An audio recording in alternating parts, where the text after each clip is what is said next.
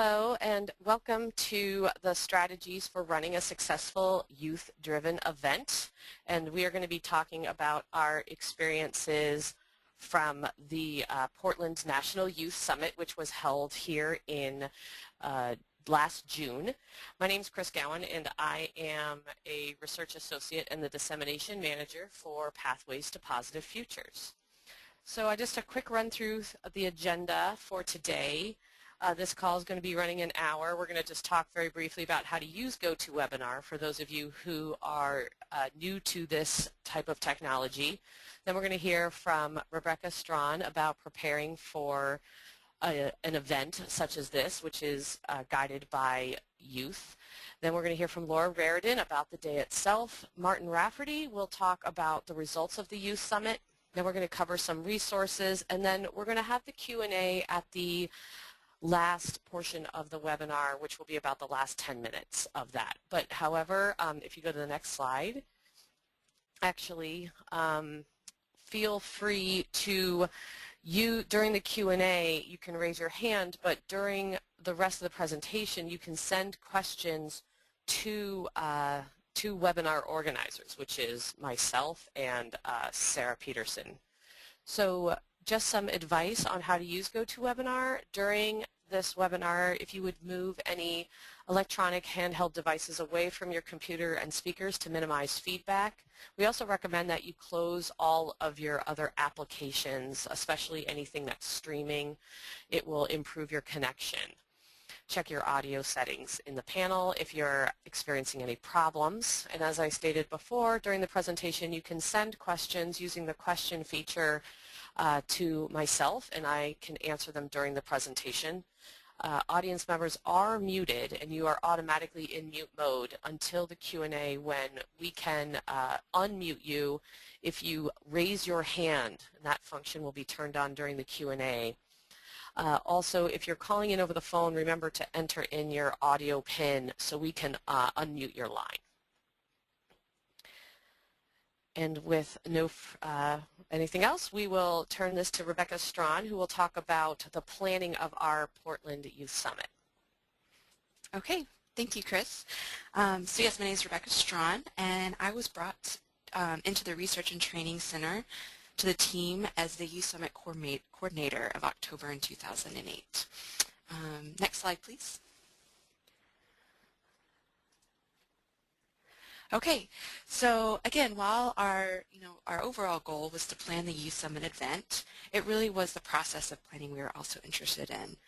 So really we wanted to work with a systems experience youth board in helping us plan this. We wanted to bring, for the actual event, to bring systems experience youth leaders together in conjunction with the Building on Family Strengths Conference, which took place the following days. Again, collaborating with a National Consumer Youth Board was very important, and we scheduled out almost a full year to do this planning process.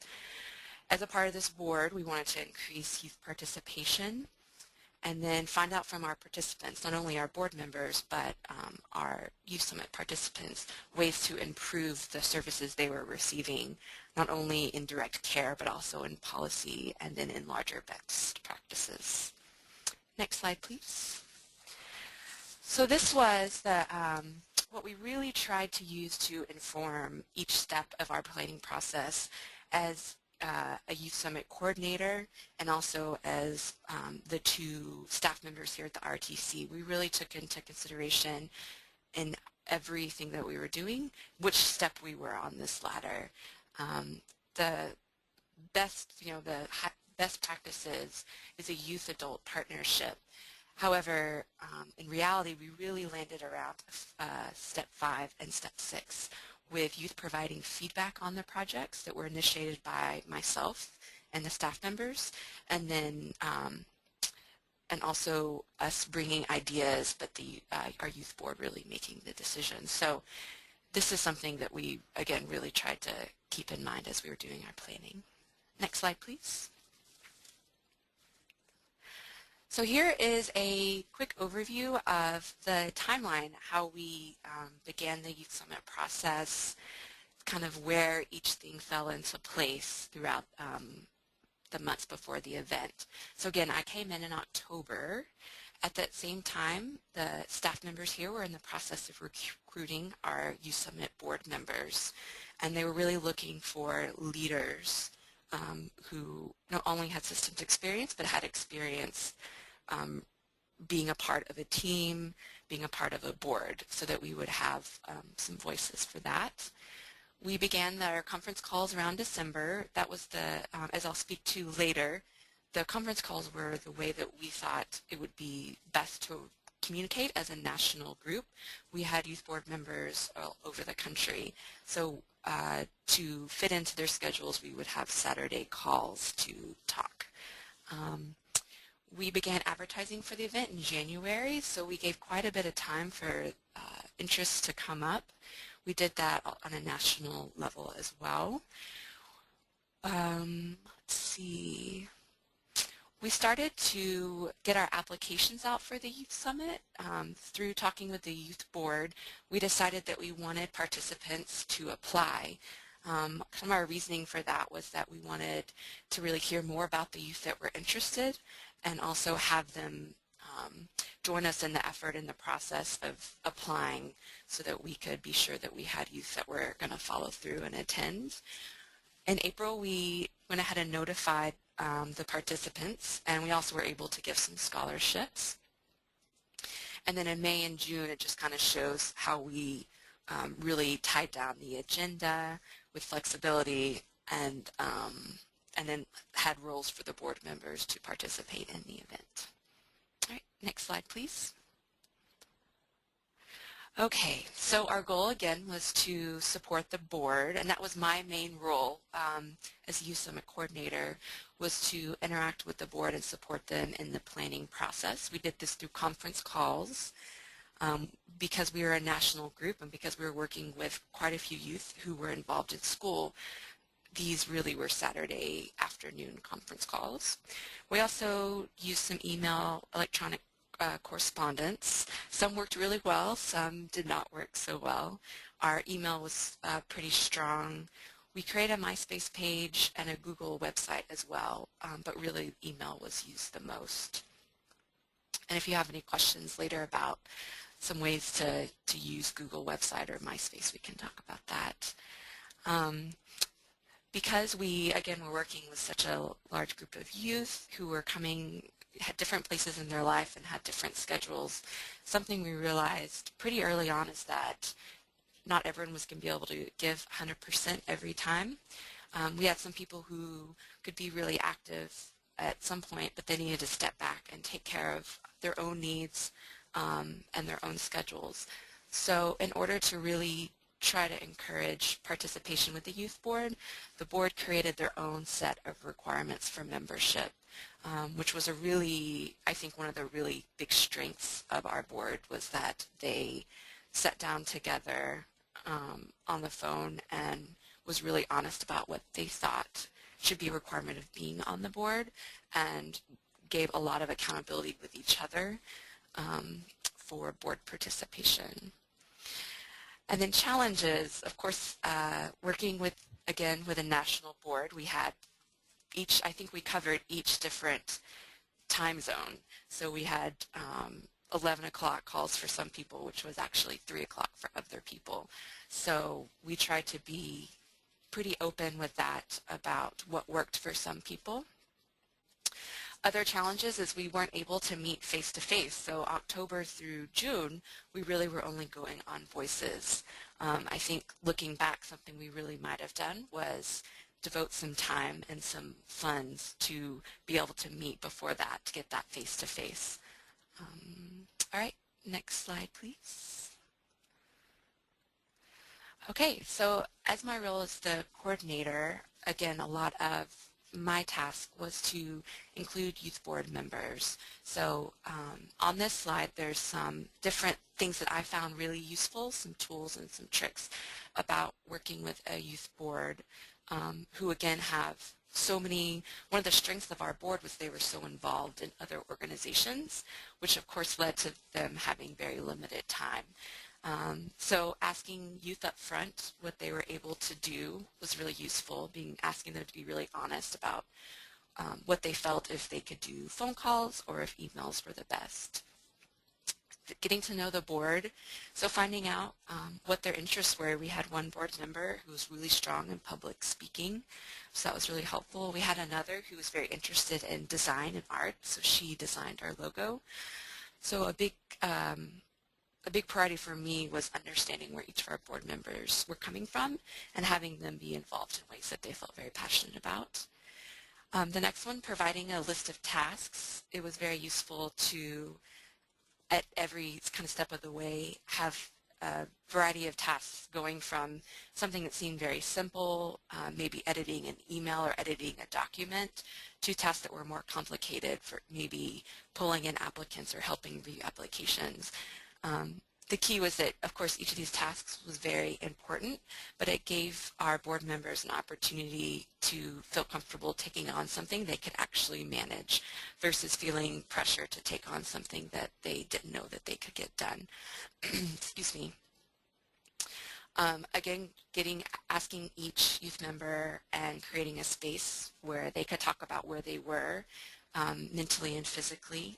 So communicating with me about if they needed to take a few weeks off from the process and what that would look like, but really encouraging them every step of the way that they could do that and that we were going to work with them, and we really valued their involvement. And then, of course, being flexible, but at the same time being accountable, going back to the board creating their own set of accountability, which was really strong and was very useful, and they held each other accountable to that. So having the flexibility and understanding that the youth had needs, but also respecting them as colleagues and having expectations and holding them to that. All right, I think that is it for me. Next, Laura is going to talk a little bit more. I was covering the planning process. Now Laura Reardon's going to talk about the actual event. Thanks, Rebecca. Hi, this is Laura Reardon. You can go ahead and go to the next slide.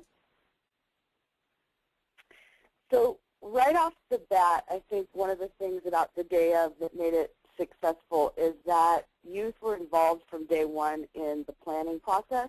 So putting together the goals for the summit was also created by youth, and they wanted to work really hard to make it welcoming and safe and a comfortable place where everybody would feel really safe in sharing what's personally affecting them and kind of their goals for the day.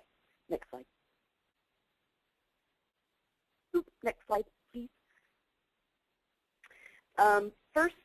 First off, there was a Sunday evening when everybody came in from all over the United States. It was decided by the planning committee that it would be important to kind of create something to do that evening, a way for people to get to know each other a little bit before we spent a day together working really hard. So it was a very casual event, and I'm kind of hoping Martin, who's also on the line that was there, if he could share a tiny bit about that evening and how that kind of went. I wasn't there. Martin, are you there? Yes.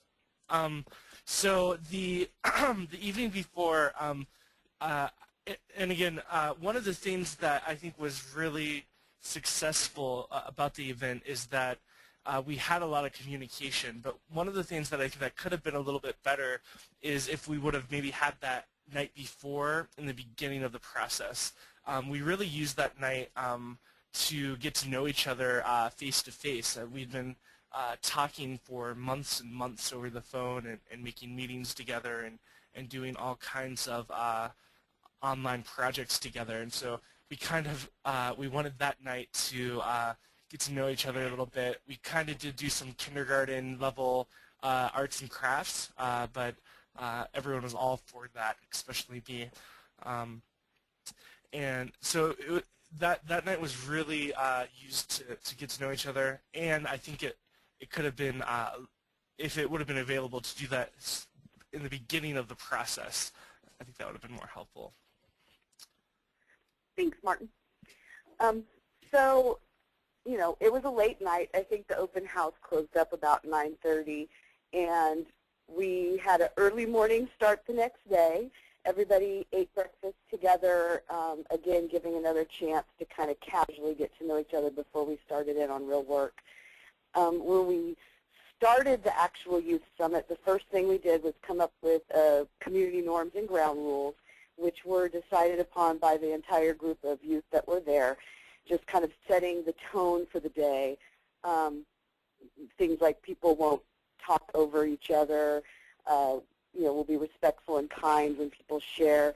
They came up with a good set of ground rules so that everybody was on the same page for the whole day. The icebreakers themselves, being chosen by the Youth Planning Committee, I think were a pretty big success. Sometimes with youth, the icebreakers can be a little bit challenging because people might think they're, I don't know, cheesy. I don't know what word to use. But because they were planned by the youth, I think it was more successful. They were fun icebreakers where we really got to know each other, kind of got up and moving a little bit and warm everybody up. We moved after about 20 minutes of icebreakers into the experience discussion groups, in which we broke up into small groups of 3 to 5 people each and just kind of shared our personal experience with each other, and then were able to pull out what was the most important aspect to improving the services, or what was the biggest challenge that they felt like needed to be addressed in the mental health system. And each group kind of came back with a list of the different issues they'd like to address later in the day. So when we got back together, that was probably about an hour. We got back together and wrote on the walls all over the place exactly everything that the different groups had come up with. And right before lunch, everybody was handed the little dots to put up. I think everybody got 5. I'm not positive. And you were able to put those dots on whichever of the issues or challenges that you felt were the most important that we needed to address through the Youth Summit. And so we really quickly, after the dots went up and everybody went to lunch, the planning group met and quickly deciphered what the top 3 priorities were for change and for the afternoon. Next slide. Oops, next slide. Thank you. So after we did lunch, we came back together. I believe we did another icebreaker right then, just kind of getting everybody back into the groove of things, and proceeded to then break up into the small groups again, each identified as one of the top priority areas that the group of participants had chosen, which worked really well, trying to kind of boil down what's the most important with a group of 25 people. The dot exercise made it pretty easy, and you couldn't really argue. It was just very clear what was the most priority. So when we got into our groups, people self-selected into the group that they chose. We did have one of the groups was a little heavy on participants, and another was a little small. And we just announced, hey, would anybody mind moving over to this group? And it very easily, somebody just walked right on over. So the self-selecting worked pretty good instead of kind of forcing people into groups. We then got into our small groups again and really dived into the subject of each of the groups and came up with the list of, what needed to happen, what our recommendations for change would be, and then came back to the whole group again that afternoon. It was getting late in the day, so we were all pretty worked over, but we got back together and then shared with the group. We each had, we took turns coming up what our recommendations were. And later in the conference the next day, we were able to also share that information with all of the Portland State's Building on Family Strengths conference. We were able to share all those priorities with those participants too. The end of the day was guest speakers and a recognition ceremony, and we had a few people come in and talk to the youth and hear. They also heard what the priorities were, and I think that was pretty big. I know Gary Blau from SAMHSA was there, and he was pretty impressed and chatted with everybody and gave us some really good encouragement. And so I think that went pretty well. Next slide. So I think part of what really worked was that we spent a lot of time getting to know each other. Instead of just trying to dive into the hard work that we were going to do, we had some fun icebreakers. We met the night before. Youth got a lot of emails beforehand, just kind of welcoming them so that once everybody did get together, we felt very comfortable. And also just kind of having an agenda for the day that mixed it up with small group activities and large group activities. We would be standing, moving every, 45 minutes or an hour. We would be changing what we did, so it just kind of kept moving and kept people motivated inside of what we were doing. And the last little piece of that is that we had I think it was an 8-hour day that day. And so keeping people active towards the end of the day was a bit of a challenge, which I think takes us to our next slide. Oh, no, it didn't. Oh, well. So, another positive thing, youth-led discussions. The youth actually, the planning youth committee led the small group discussions, and they had, each group had an adult ally there to kind of help and support, but it was a very youth-led day. Another piece of the pie is that the youth planning committee picked the food for the day. We made sure everybody loved what we were eating, and so instead of serving capers and chicken, it was youth-friendly food. And we had kind of a fidget rule. It didn't matter if you wanted to doodle or play with something on the table. We kind of created an environment that allowed for people to feel comfortable while we were doing it in whatever way they needed to. Next slide.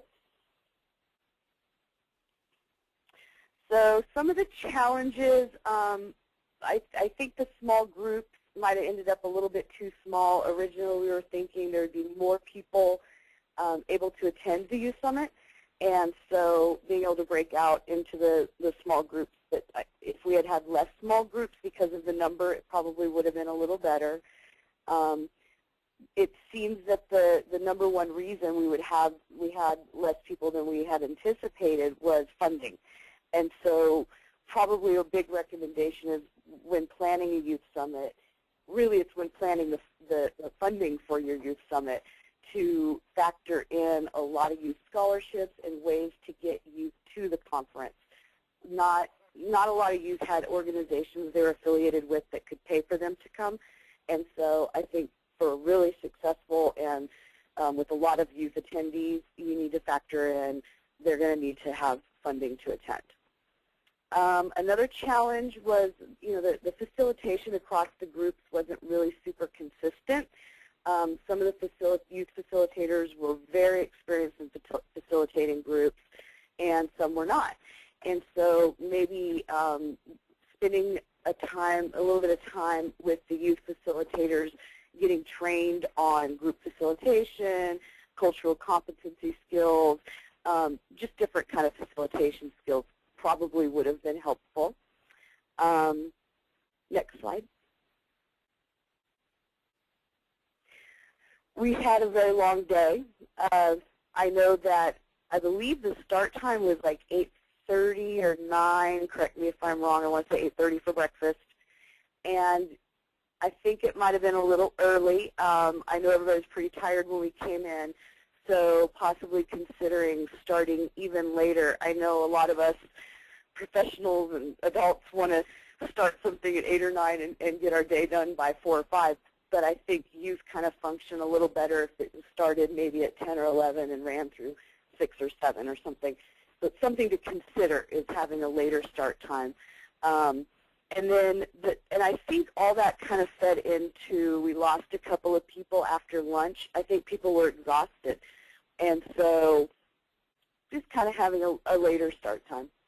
And then we were wondering if we're a little overly ambitious with the multiple topic areas. Although it was great to kind of hit at more than one, challenge in the mental health system, we might have been more powerful to have focused in on one or two and we would have been able to move forward more. I know that the Youth Bill of Rights ended up being a big hit, and it might have been nice if we had had more focus on something like that. Next slide. And now I'm introducing Martin Rafferty. He actually worked in the small group with the Youth Bill of Rights, so that's an excellent segue. Welcome, Martin. Laura. So I'm going to be talking about some of the outcomes of the event, but I think there are a few quick things that I wanted to cover or reapproach about the planning and day of event.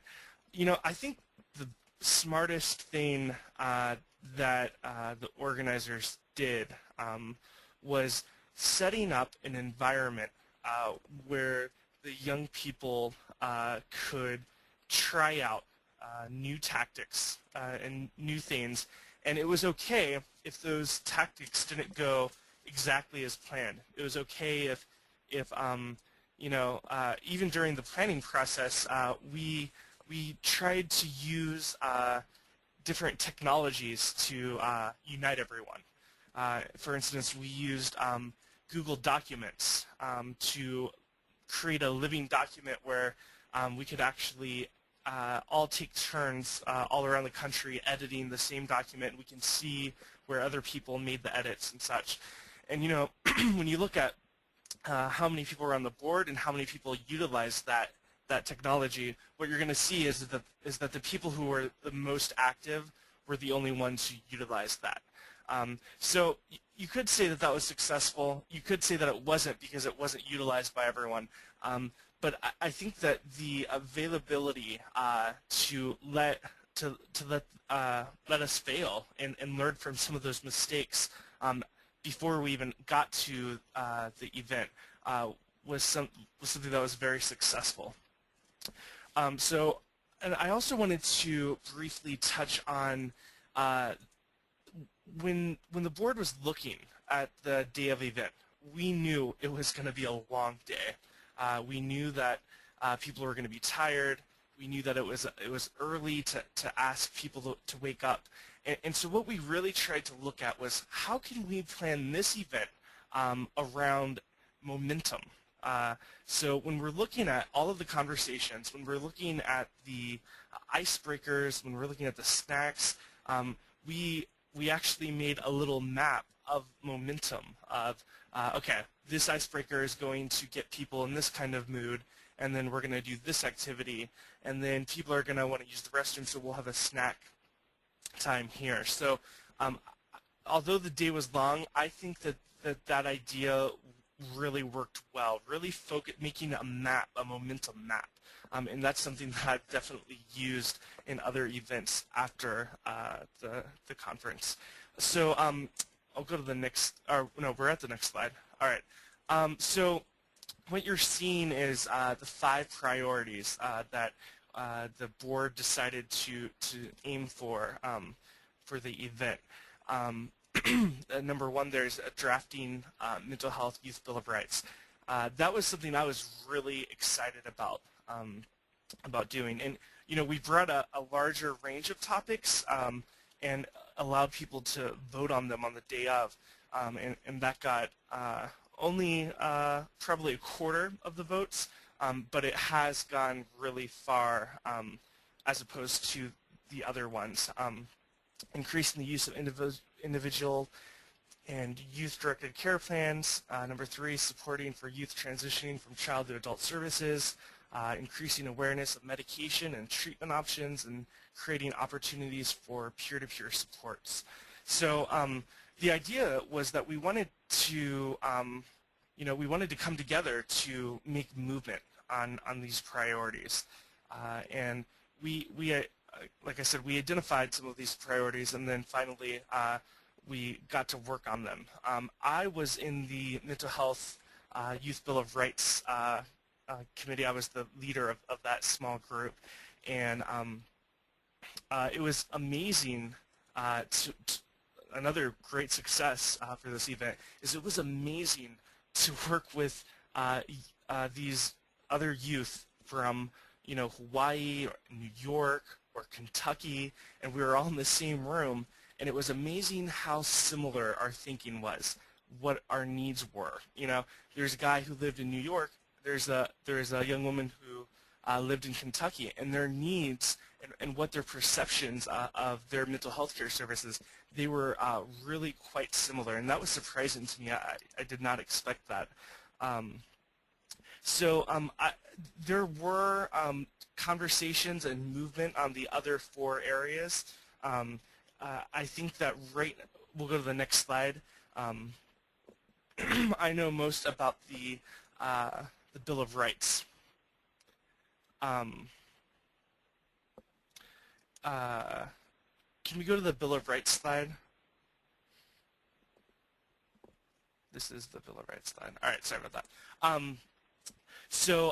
The Bill of Rights, and we're going to send this out with the document, hopefully that is going to be emailed to people, was created by this small group, and then we brought it to the bigger group and had some conversation about it. Essentially what it is a non-binding document. We're not saying that these things have to become law, but it's what young people from across the country felt like they needed to have in order to feel like they were getting respected in their mental health care. And I'm just going to briefly go over these. There's only 4. The first Bill of Rights, or the first right, is youth have the right to be leaders of their own treatment plans. The second is youth have the right to evaluate their mental health services. The third is youth have the right to the most non-invasive service transition as possible. The fourth is youth have the right to train sensitive treatment providers. So these are all things identified by young people, and as you'll see when we send out this document, it goes into more detail, and there was a lot of conversations about essentially what's wrong with the system that we have now, and how could, without changing laws, without forcing anyone's hands, how can we make the services for young people better?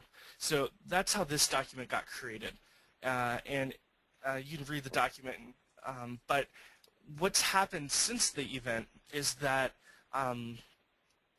we wanted a bigger audience. We knew that there were 25 or 30 young people who were making the document, and that was diverse, but we wanted to reach out more. So we used social networks to really expand the editing process of the document. We sent out a survey monkey, and large mental health organizations replied to that survey monkey. Some independent organizations like Mind Freedom International sent their ideas about the Youth Mental Health Bill of Rights, and we then, we had a Twitter account where we had I think over 200 people following us, and also just a blog site where people could comment on what they thought, not necessarily make changes. So through this kind of this mirage of social networking, we really got a way broader edit to the bill, and we got a sense of what people wanted. And again, I was surprised to find that people were really similar on their thinking about what they wanted. And so now here in Oregon, the governor is going to be signing this bill under a addictions and mental health is under DHS, and every year the governor signs a proclamation from that organization, and included this year is going to be the Bill of Rights. So that's really exciting. We're hoping to partner with mental health firms across the state and kind of put this document up to see. Again, it's not binding, but when you read it, it's a philosophy of fair treatment to young people, and so it's something that we're really proud of. I can go on and on about that, but we'll go on to the next slide. Something that I talked about momentum earlier. Something that was a really good idea was that we had this event one day before another really big event, which was the Building Family Strengths Conference. So we automatically had a huge audience to come back to and say, hey, this is what we made. What do you think? And so we brought the findings from this youth summit, and the next, few days after they were made, we were presenting it in front of a crowd of 500 or 600 people. So that was really supportive. It also kind of gave a huge momentum boost to us, made us, really feel like what we were doing was real change, that our voices were really being heard.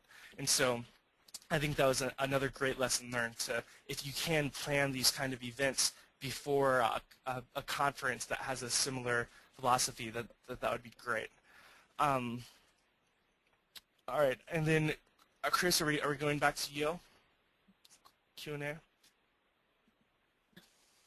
So then that is, right before we go to the Q&A, I also just wanted to mention that we, in addition to having the youth speak and be the keynote at our Building on Family Strengths conference, that we also created a final report, and we are continuing to find ways to support and continue the Mental Health Bill of Rights. So our challenges, of course, now are to sustain the efforts of this one-time event. It's been difficult to keep in touch with summit participants, although we are occasionally making outreaches to them to let us know how things are going. Some of them we're just more naturally talking to them because of projects they're involved in their own organizations and their own states back home, but we have not been able to be organized about our communications with some of the youth participants. And a lot of this, of course, has to do with the fact that our funding did expire, and so the challenge is to find organizations to help support the priorities and to get some of the dissemination going. I believe that with our new Pathways to Positive Futures grant that we'll be able to sort of take the priorities into consideration and keep them going in our work here. But in terms of a national outreach, given that we are no longer, funded under a Youth Summit event, it's been definitely a challenge. Okay, if you can go to the next slide. So what we are currently doing now is we have our list of resources. You will get the links to these.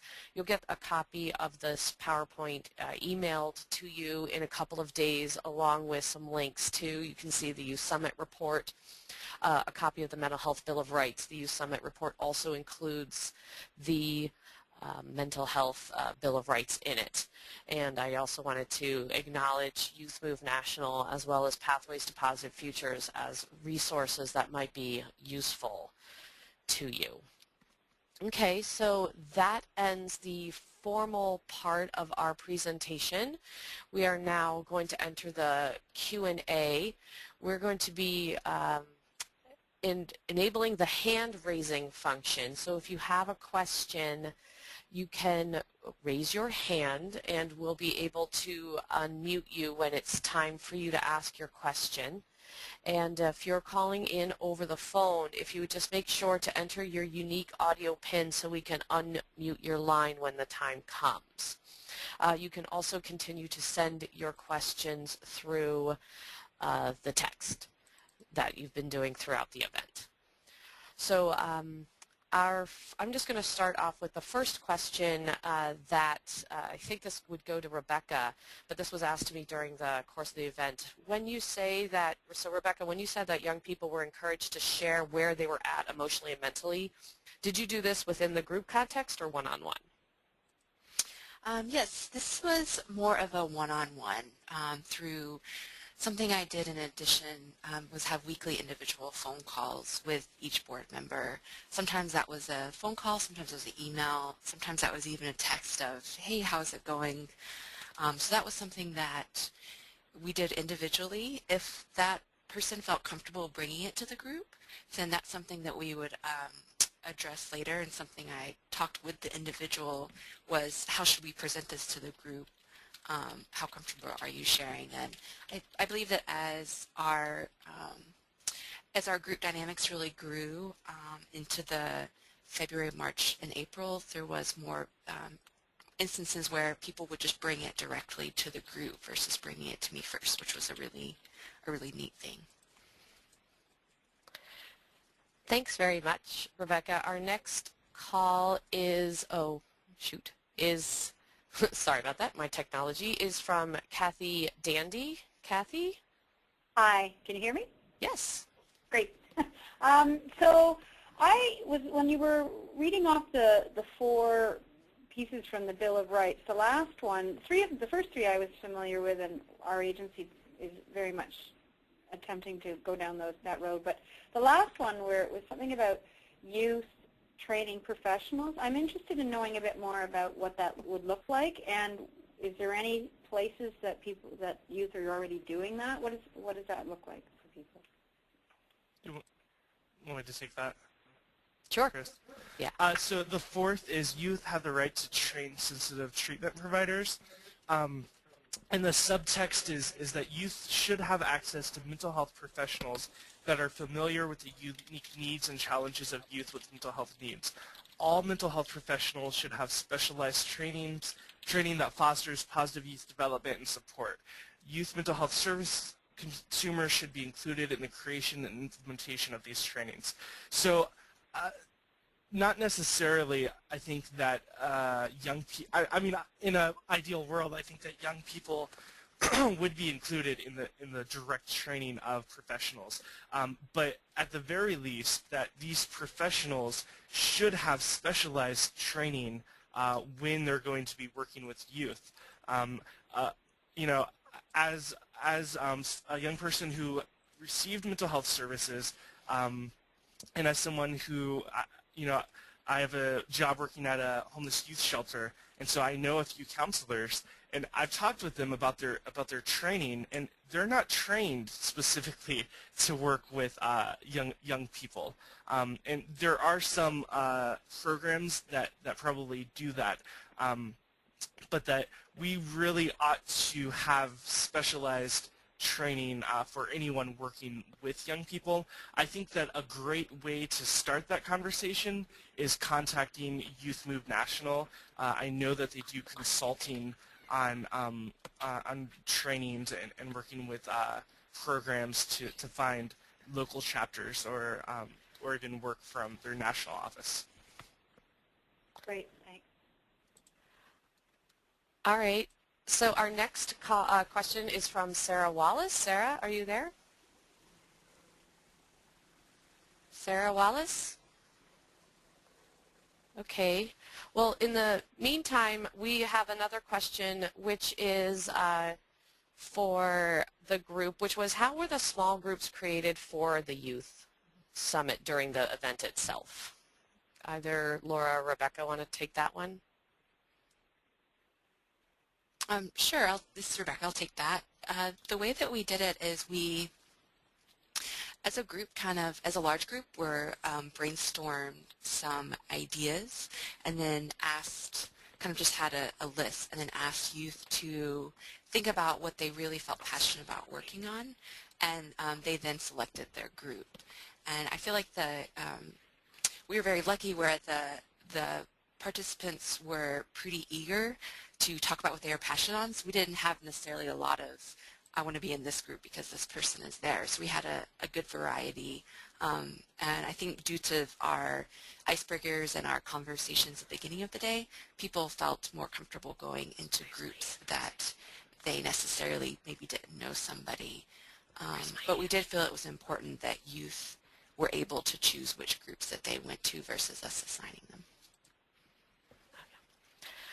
And so our next question is, how often were youth in touch with each of the board members leading up to the event? That one as well. Yes. So we did, once we identified in April and invited youth to participants to come to the Youth Summit, we brainstormed as a board some different ways to stay connected with youth. Some of our ideas were to have almost a pen pal system where one of our board members would kind of take on the task of sending an email or saying hello to some of the participants that were coming from around the country, just because some of the time requirements of our board and how busy they were, that unfortunately did not go through. We did create 2 different electronic newsletters that we sent out to people that were going to be coming to the Youth Summit, and those were pretty brief, a couple of pages, and again just through email, and they kind of talked about some things to think about before they attended the Youth Summit. We had some fun facts about Portland. A couple of the youth participants sent us kind of short bios about themselves, and we also included short bios about some of our board members. And I feel like those really helpful for identifying kind of so that when youth participants would walk into our conference room in Portland, they would recognize some faces. Great. And so do we have, I guess that was the end of that question. So I have another question on our, on the board, which is, if people want to help support the priorities, how would an organization do that? I don't know, Laura, if you want to talk in the capacity of Youth Move, or possibly Martin, if you have any ideas on some of those things. I think that's a good question, but a very challenging one. I think Martin hit on a lot of the ways that you can support the goals or the outcomes from the Youth Summit. One is to hand out copies of it everywhere you go. A lot of us go to the meetings, the council meetings and for our mental health orgs and just different places, and taking them to the leadership of those organizations and asking for their support. And I really like the idea of kind of just signing proclamations. It doesn't lock anybody into anything, but it really gets the word out. I know that in Oregon, a lot of times when something like that's created by youth, even if it's not officially seen, it is emailed all over the place so that all the different professionals in the field see it. And I think the first step is for them to see it and start thinking about it, and then maybe the next year you put out something a little more grand or official. But I think the start is getting those documents and emailing them to everybody you know, passing them around different meetings you go to, just kind of getting the buzz going so that the word gets out. Martin, do you have anything else on that? Or? Just to reincorporate what I'd already said, and I think it's, from my point of view, the Bill of Rights. Posting it on any wall that you can post it on, that has to do with mental health. So people simply seeing it, it will start making a shift. These are goals that are achievable, and so I think that if people could see these and that slowly it would make an important shift, and that's what we're hoping to do in Oregon. But I think that it's applicable for anywhere. All right. Well, it seems that we are out of questions, so I think that will conclude our event. Oh, we have one more, though, that there might there be a way for youth who could not attend physically participate electronically somehow. Martin, how do you see an electronic youth summit unfolding sometime in the future? I think that the issue with any kind of electronic event is that momentum question. So yeah, it would be great if there was a conference that was happening, and it wouldn't be the same kind of event, but I could really see a electronic webinar like this, or utilizing Google's new Wave technology to bring people together to get common experiences and then bring those common experiences to a conference or to an event. The real thing that I think will make or break the success is what you can do with the results. If you have an electronical event and nothing happens to the results, then I think it's going to be disheartening. But if you can do something with the results, then I think that's when you can have a really successful electronical event. Thank you very much for that. And thank you very much, everyone, for attending our webinar on youth participation in an event. And you'll please expect an email from us in the near future that contains links to the resources. And at this point, this concludes our event. Have a great day. Thank you very much.